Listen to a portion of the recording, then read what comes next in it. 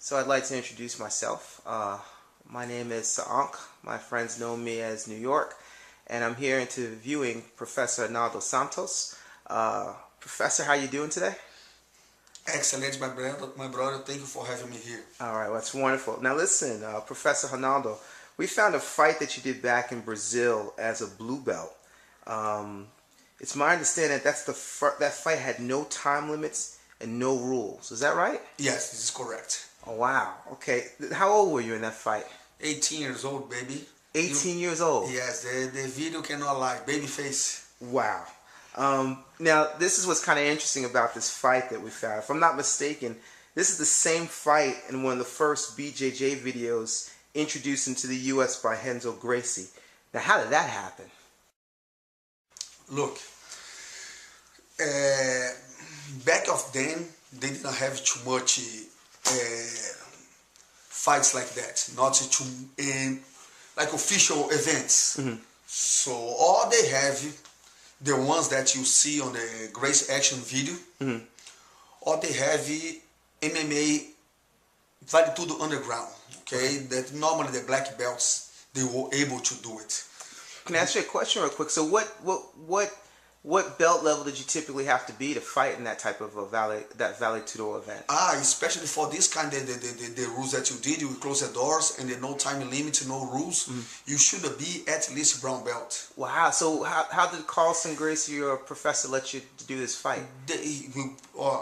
I'm blessed to Carlson had confidence on myself. Mm-hmm. I explained to him the situation, mm-hmm. and technically, from the graduation that I had on the jiu-jitsu, I should be higher belt to fight with this guy because he was for the people understand, one belt below black for Muay Thai. Wow. That's blue with the end black. Mm-hmm. So it's supposed to be brown to be on the same level. But by the way, I train with the first team from Carson Gracie School. So Carson true believe that I had the ability to handle the fight, even if the fight was without time limit. So who are some of the people on that famous Carlson Gracie team that, you know, BJJ practitioners that we might be familiar with? In fact, I believe some of them were in the video. So who are some of those people on that team and in that video? Look, in that time, okay, we couldn't put 10 people inside the room. Mm-hmm. 10 for one team, 10 for another, because the kind of atmosphere that a fight like that brings can end up everybody in jail. Right. Period. So it can end up as a brawl, huh? So, exactly. Right. So, for the people that's going to watch the video, the full video, going to see that a bunch of people, they were on the streets. Even the cops, they show up on the middle of the fight. Not inside of the building, but outside. And they ask what's going on because they never saw the street so packed with several fighters outside. Wow. So this is the days before the UFC. So if it was today, you guys could have probably sold tickets to that fight, huh? Easily. Wow. Easily. Wow. So a closed door. This is one of the famous closed door matches. Yes. Wow. And I remember that right before my fight happened, Rickson and the Hugo when they fought at the beach, and when they fought inside the school, and the Holly and Eugenio when they fought inside the school too. So when they decided to do it, a lot of people, man, you crazy.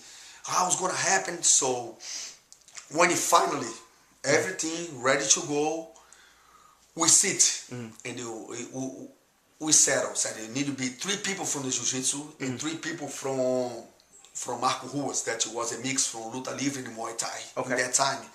So from my side came Carson. For sure. The Carlson Gracie. Carson Gracie Senior. Okay, yes, wow. Carson Gracie Senior came. Amaury Bittet, the first world champion in the BJJ Absolute Division. Manimal, in that time, Manimal was brown belt. And Ronaldo De Libero was purple belt in that time. From his side came his teacher, Marco Ruas. So Marco Ruas was there. Marco Ruas was there. And João Ricardo. That's a well-known MMA coach that he built several guys. And the Beto Leitão Jr. was on his side. The huge guy that you guys gonna see in the video is a multiply champion for bodybuilding. A friend of mine, Marcelo, Pelayo. He was neutral for the fight. He was over there like to try drag us for a couple situations that you guys gonna see on the fight. And the another person that was over there, the owner of the school, because in that place that was a gym for lift weights for pretty much 75% of the people that lift weights and do gymnastics in that gym were females. Wow. So the owner asked if he could watch the fight, so he was in the video too. Now, quick question for you. That, if I'm not mistaken, that fight, and tell me something about the person you were fighting and the school rivalry, because that was a rivalry between, if I'm not mistaken, the Luta Livre school that was headquartered in Brazil. Mm-hmm. Is that right? So can you tell me something about that rivalry and that fight and who you were fighting? Yes, in that time, let me tell you, I'm glad to tell that I lived the time on the jiu-jitsu that you need to have a balls to be who you are. Mm. Okay, in that time, don't talk, because if you talk, you need to prove. Mm. Okay, so Rio de Janeiro is big. Carson School was in Copacabana. Luta Livre was in Botafogo. Mm. A lot of guys from Luta Livre, the head guys over there, live in Botafogo. A lot of practitioners from over there, okay, students training live in Botafogo. Guess what? I live in Botafogo. Mm. I still have this house over there until today. So I need to see those guys pretty much every single day. So you saw these guys every day from the Luta Livre school? Every day. One say, you cannot hide, okay? Mm. So you cross one street, you see 5, 10 of them. Mm. So in that time, the rivalry was bad. I remember that it was very bad. Was there an official challenge between Carlson Gracie and the Luta Livre school that this came from? No, it was like jiu-jitsu. Mm-hmm. You know what I'm saying?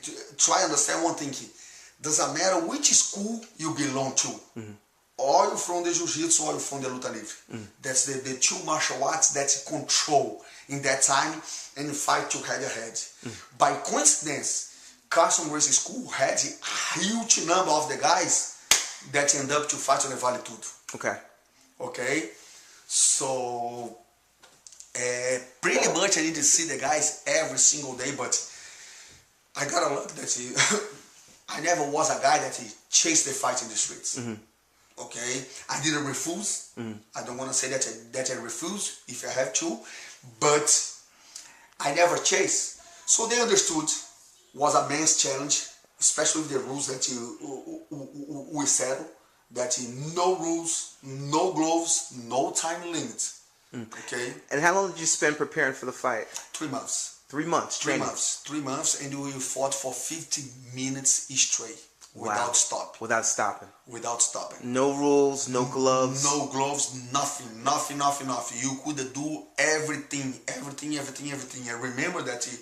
When you hit 30 minutes of the fight, we slow down a little bit. Okay? Imagine you trade punch, kick, try choke the guy, try arm by the guy, whatever that you like to do. Okay? Anything goes. For 30 minutes, we slow down a little bit. So I hear Carson talk with Marco Ruas outside. So they say, hey, I think that they did good, and Marco Ruas, yes, let's go see if they can stop. Mm-hmm. So Carson screamed, said, hey guys, are you satisfied? So I raised my hand and they moved my finger and said, no, come on, let's go. So Marco Ruas looked at us and said, hey, they're going to try to kill each other. I said, let because they have more gas on the tank. And believe it or not, we start moving more. So you guys fought after 30 minutes, non-stop, no breaks. Everybody thought that it's going to be was gas in the tank for me and for the guys. So we keep it going. Mm. And then we fought. And even with all the rivalry that happened after the fight, I shook his hands. And I'm glad with all the rivalry that happened between Luta Livre and Jiu-Jitsu, okay? Even if the time from Carlos, Hilo, Carlson, Rickson, my generation, Murilo, Valide, all those guys, because they fought with the challenge in Luta Livre and Jiu-Jitsu, Fábio Gugel. Me and Carson, okay, I don't say, only me, we were responsible for the finish of for end up the war. Really? And was a story that a lot of people they don't know. Okay, so I was in Japan in 1998 to watch the Pride. Okay, was one of the best prides that I watched on my entire life. And the Hugo went to fight with a tough opponent, Mark Kerr. Mark Kerr at that time was 14-0. Could you do us a favor? Could you tell us a little bit about Hugo Duarte? I don't think people watching this know exactly who he is. Hugo Duarte was a big guy. Mm-hmm. Okay. And one of the head guys from the Luta Livre. So it's one of the head guys of Luta Livre, yes. Right? And a lot of people in that time questioned who's the best grappler, who's the best one. Him or Rickson? Him or Rickson? They used to talk about Marco Ruas to fight, the Nilson to fight, the Nilson, the one that fought with Fábio Gugel. But technically, nobody settled down to face-to-face challenge Rickson and fight. So Hugo was the only guy that said, you know what, let's go. So Rickson fought with him first time at the beach. Mm-hmm. And told him right after the fight, when you think that you're ready, come to looking for me. So 1 week after, Hugo went to fight with Rickson. Wow. So the guy is a real deal. So this is the same Hugo Duarte who you're looking at fighting Pride? Yes. Okay. After that, he did a bunch of Vale Tudo fights. He improved a lot in his game. And they killed everybody. Mm-hmm. So the people start talking too much about Hugo fight with Amaury Bittetti, Hugo fight with Fábio Gugel, with a lot of big names on the Jiu-Jitsu. Hugo fight with Murilo Bustamante. But after Rickson, never more happened fight technically between Hugo and any Jiu-Jitsu guy. So what happened at the Pride fight? Tell us more about that. Okay, in the Pride fight, Hugo took two cornermen. Okay, one was Black Bigu Preto, and the other one Jorginho. By coincidence, Jorginho did the physical education on the same university that I did back then in Brazil. Both didn't speak English. Mm-hmm. Okay, so right before the fight, when I was in the backstage, walk over there. So Hugo walked to Marcelo Alonso. In that time, Marcelo Alonso worked for Tatame Magazine. Today, Marcelo Alonso works for Portal of Vale Tudo. Mm-hmm. And he requests, Hugo never going to ask for somebody from the Jiu-Jitsu, hey, could you corner me over there? Could you help me over there? Because it's still in the air, the rivalry. The rivalry. So he went to Marcelo and he said, hey, Marcelo, could you help me over there with the English? Because they know my game, but they don't speak English. Mm-hmm. So the referee is Japanese. The only language that he speaks is English. So Marcelo Alonso said, man, I don't have skills to help you. Plus, I gotta pay to take pictures. So right away, I look at Marcelo, Hugo walk. I look at Marcelo and said, Marcelo, tell him that I'm gonna scream. And Marcelo said, Rinaldo, you crazy? Are you sure? I said, yes, I go scream. So you were going to represent a Carlson Gracie black belt, was going to help the Luta Livre, one of the head guys at Luta Livre, coach him at a Pride fight. Yes. Is that right? Yes. Because you could speak Portuguese. Yes. Wow. And they speak English. Wow. In that time, so I could help, just in case happens stuff, I could explain to the referee what's going on. So me and Carson, we had the prime time view. The ring was here. We put the elbows right over there, so I don't need this. I didn't need to be specific on the corner. The corner he had those two. So Marcelo walked to Hugo, and they talked with him. Hey, Rinaldo said that's gonna help. But I truly believe that in that time Hugo thought, I said, you know what? I don't believe that's gonna help. So the fight started. When the fight started, I started yell to. I called Carson before the fight started. I called Carson. Carson, with your permission, I know that am I going to be mad with me, but I would like to help Hugo. So Carson said, why? He brought two people. I said, yes, he brought two people, but they don't speak English. So just in case Hugo needs some help, I'm here to help him. So Carson looked at me and said, you know what? We're going to help him. So the Carlson Gracie, yes, we're going to help him. Helped you with this. So wow. So my chemistry with Carson was like that. My connection with him was like that. So I yell, I scream. Carson agree with the direction that I was telling to Hugo taking that fight. And if you watch the Pride video, Pride 4, you're gonna see clear my voice and Carson's voice pushing Hugo until the end of the fight. Okay, the fight's over. On another day in the hotel, he came to me to say thank you. And he said, you know what? The war is over. It's over. I don't want a problem anymore. You guys did great. I never more gonna forget that you fought against with one of Marco Rua's fights in that time when we live a huge rivalry, especially in the Rio de Janeiro city, between the both martial arts. And after years, back then you were blue belt, right now you black belt, you here in Japan and you scream to help me in the fight. Wow. So I take my hats off for you. And not even that, when he flew back to Brazil, he did this announcement on the national TV, and he sit with all of his guys and said, you know what, if you one day one of you guys did fight against the jiu-jitsu guys on the ring, that's fine. For the money, you guys are professional, but no more brawl in the streets. Wow, so okay, the war, it's over. It's over. So it was great. It was a great feeling, and until the Carson passed away, I remember on the several times he and I, when you were in the restaurant, when you watched the fights, and we talked, I said, man, can you believe, man, we did this in the Carson Rinaldo, man. It started with you because you were the backstage and you hear what I didn't hear, and you brought the idea for me.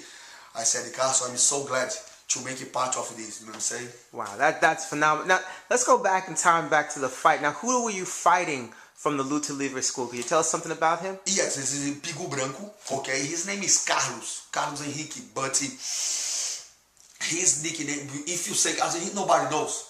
They have too many. Carlos is a big name in Brazil, so he was well known to Bigu Branco, white Bigu, because they have two Bigus. Bigu Preto, okay, the black Bigu and the white Bigu. Bigu Preto is Hugo students. Bigu Branco is a Marco Rua's students. So he was well known to a guy that he bad temper, okay, and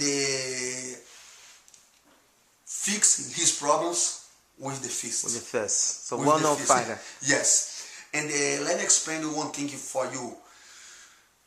Marco Ruas never was a guy to have 100 students, 200 students, so technical for teaching. No, Marco Rua was a guy, a pure Muay Thai guy that he studied different kind of martial arts, trained a lot of jiu-jitsu, trained a lot of luta livre, and tough, extremely tough. His style is tough.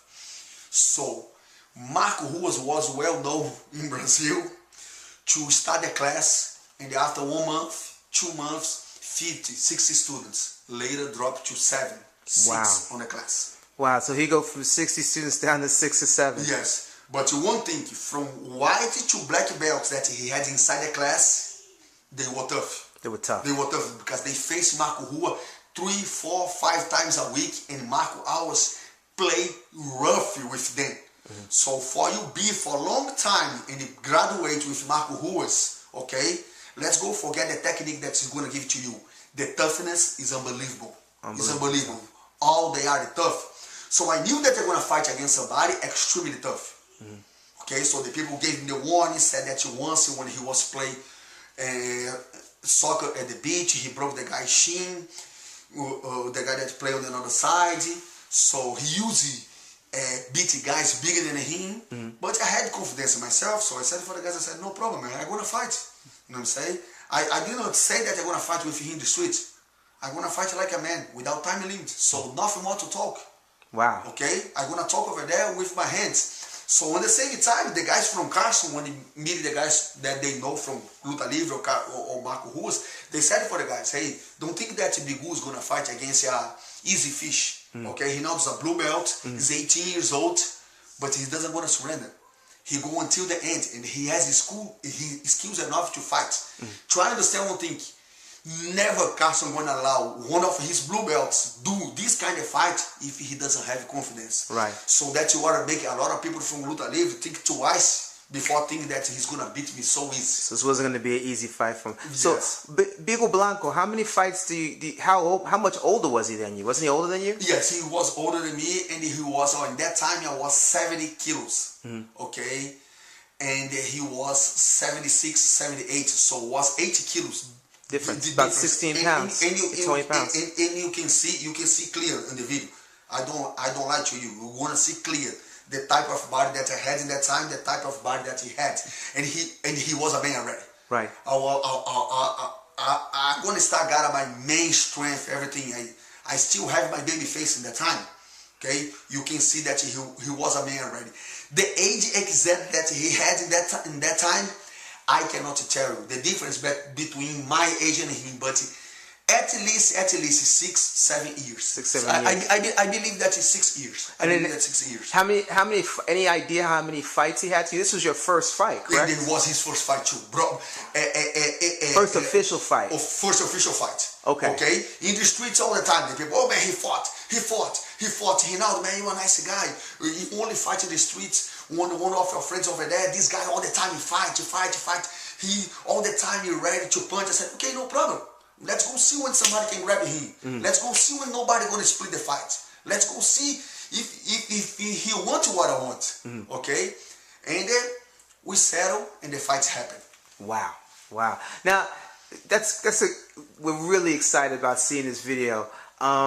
Before we go into the video though, just a quick thing. Could you tell us a little bit about how Renzo Gracie got hold of this video to put it in that first BJJ video that appeared in the US many years back? Look, before the fight and especially after, because a lot of people want to see if you really want to do what you tell that you're going to do.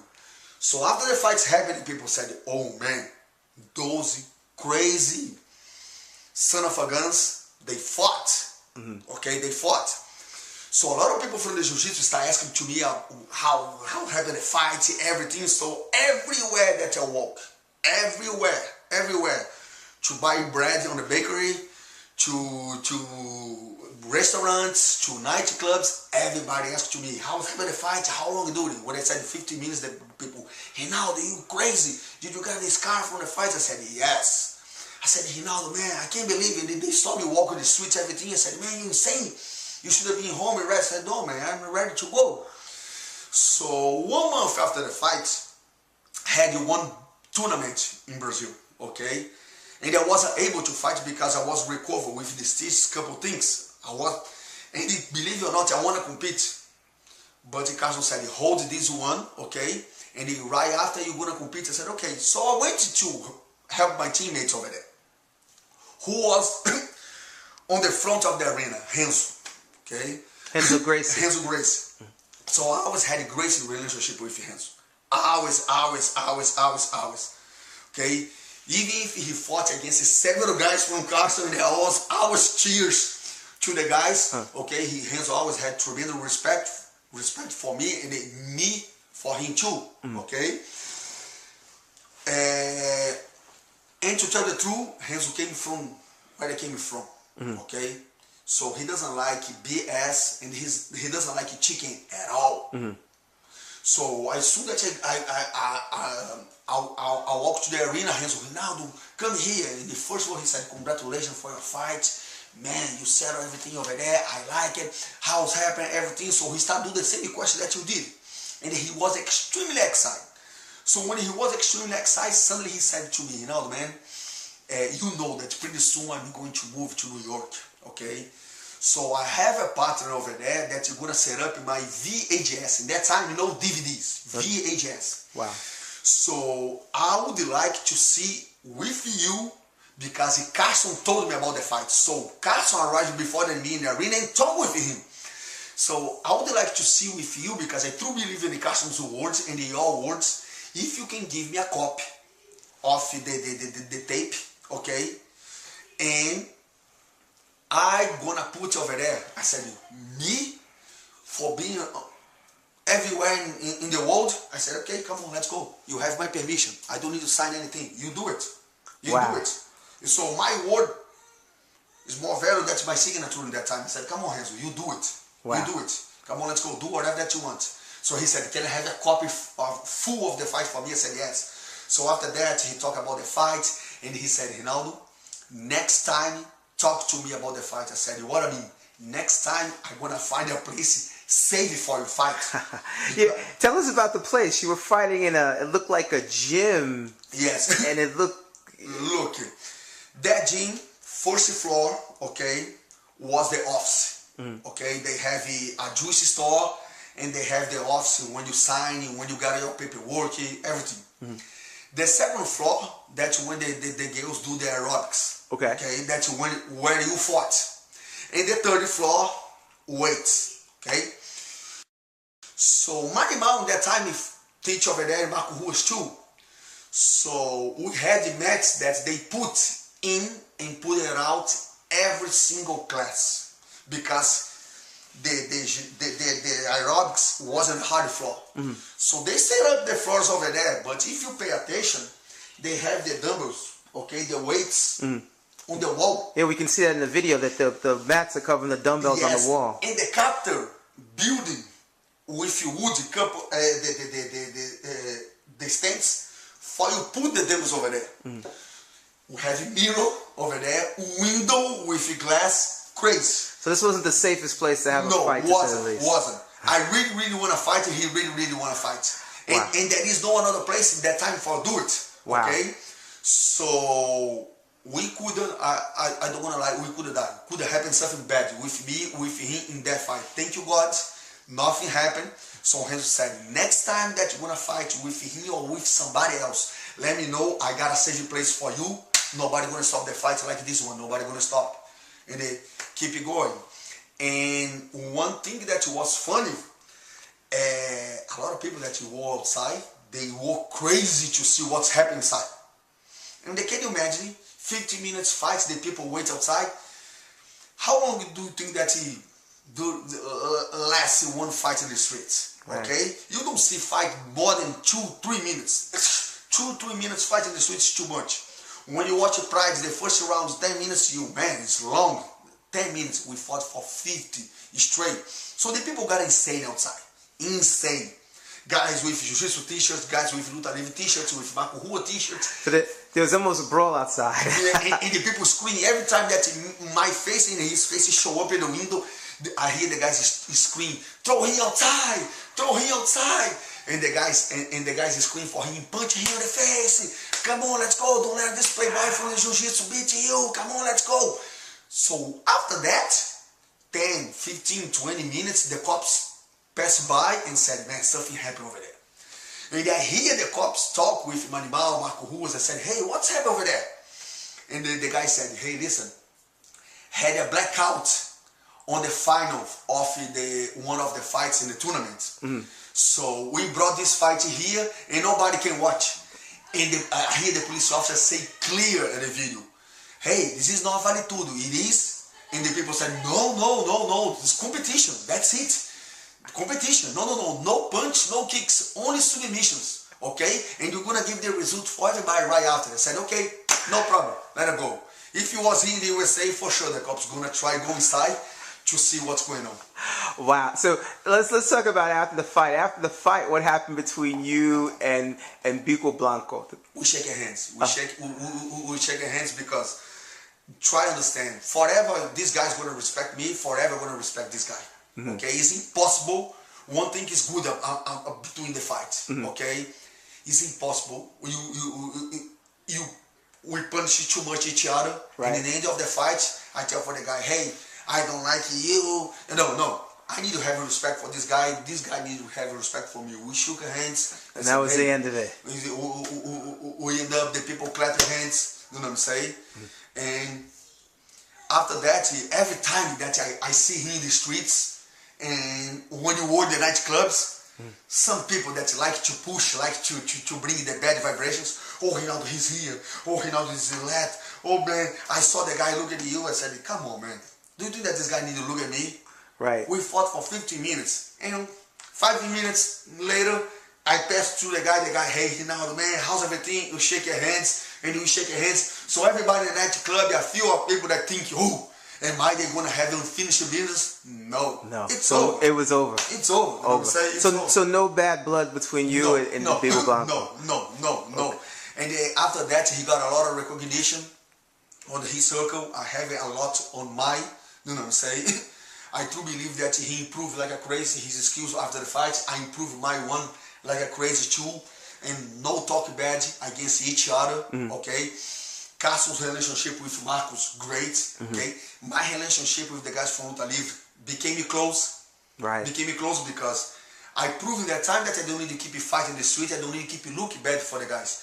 So after that, I never had a problem. That's a great Never story. had a problem when I saw the guys. Because I remember several guys from the jiu-jitsu, oh man, we are the 5, they are the 20, look, they are here. I said, come on man, relax. You know what I'm saying? We are here to get the women's, we are here to drink, to relax. You know what I'm saying? But if you look back to the guy, something's going to happen. If the guy looking back to you, something's going to happen. You know what I'm saying? But all the atmosphere was great. Was great. So this was back when you were a blue belt over 20 years ago. You're a black belt now. I see you wearing a APS shirt. What could you tell us something about that APS shirt that you're wearing? Yes. Because we assume that you're still training today, right? Yes, I still train today. And today the products that from APS can push me to go more. I wish that time I had APS to have my recover, to have my protein shake, everything. Even if I use a lot of supplements in that time, wasn't enough out of the hook like Tony has been provided to everybody today. The only natural product on the market right now, and I'm 100% for sure that's the number one that you can take right now. Okay. All right, so thank you very much, Professor Rinaldo. We're going to check out the video. Thanks for walking us through this bit of BJJ history. It was really great. Thank you. I appreciate, my man. Thank you, everybody. Don't miss any second, any punch, okay, on the fight. I hope that you guys enjoy. Thank you for having me right here. Train hard.